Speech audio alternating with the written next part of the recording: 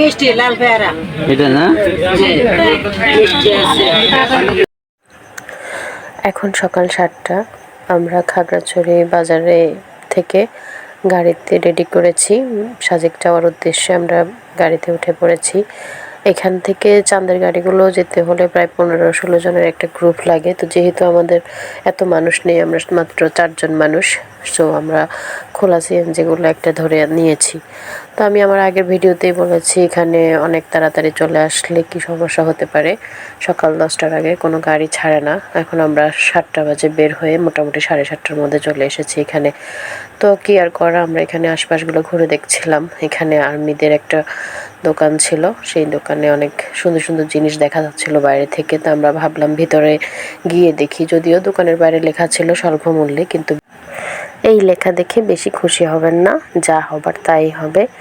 সেটা নিশ্চয়ই সবাই বুঝতে পেরেছেন কি হতে পারে। রিপন ভাইয়ের বাসায় বলতে পারি, হা হা হা, এটাই বাস্তব।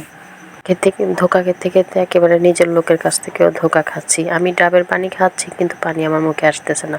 আমি তো অবাক হয়ে চিন্তা করছি কি হলো এটা।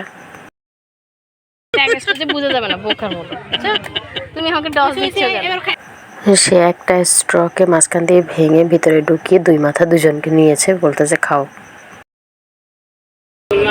লেবু কত করে নিবে? এগুলো মিষ্টি হবে?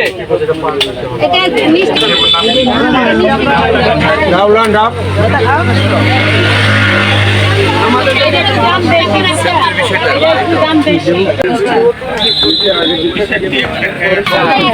আমরা খালি এই যে কোনো মানুষের মধ্যেই বললাম না যে এর কারণে একদম দাম করতে পারুম না।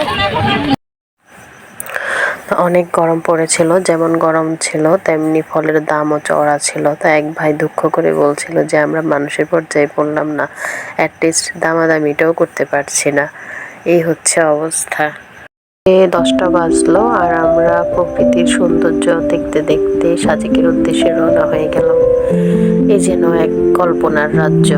ভালো থাকবেন সবাই।